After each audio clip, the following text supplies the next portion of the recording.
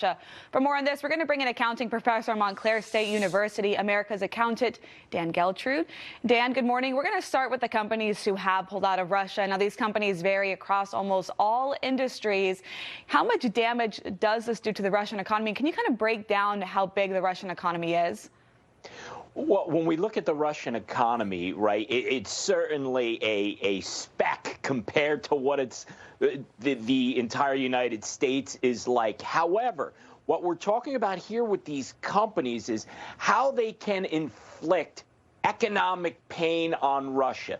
We've already made the decision, and it's the right one, not to have our soldiers go into Ukraine and fight and risk World War III. However, what we can do is put the economic squeeze on Russia and really make them feel the pain across their country as a result of this war.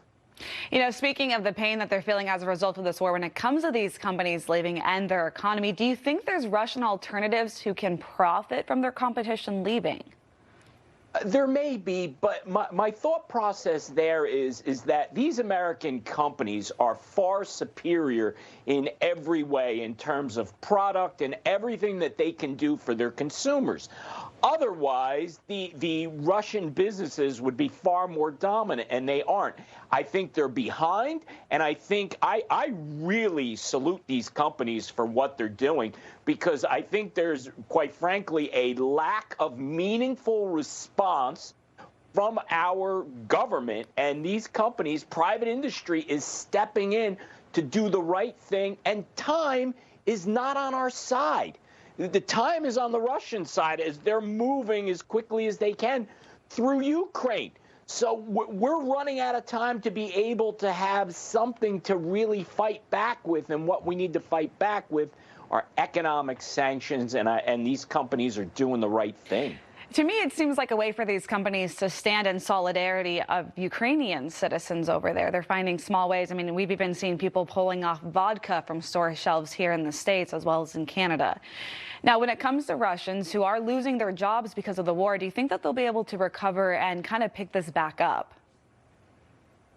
Not so quickly. I think that when you look at the Russian economy and the state of things in Russia, which is not great even before this conflict, this war started, I think the Russian people are really going to be suffering here. And it's unfortunate that one person can inflict so much pain inside and outside his country. And it really comes down to what is going to be the event, what is going to be the thing that makes Putin reverse course.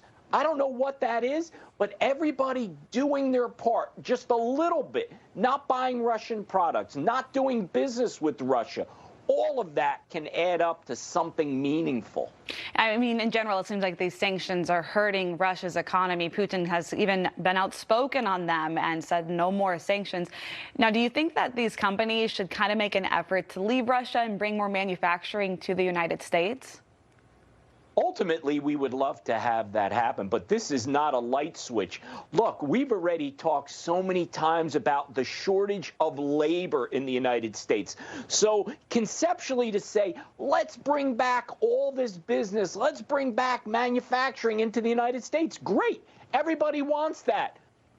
Who's going to do the work? We don't have enough workers for the production we need to put out right now. So if you want to increase production, we must be able to get more people back to work. We should be at zero unemployment. Interesting. Yeah, we have seen this conversation of bringing more jobs, more manufacturing to the United States. Former President Donald Trump, that was one of his huge points while he was in office. Dan Geltrude, thank you so much for joining us this morning. Thanks, Amanda.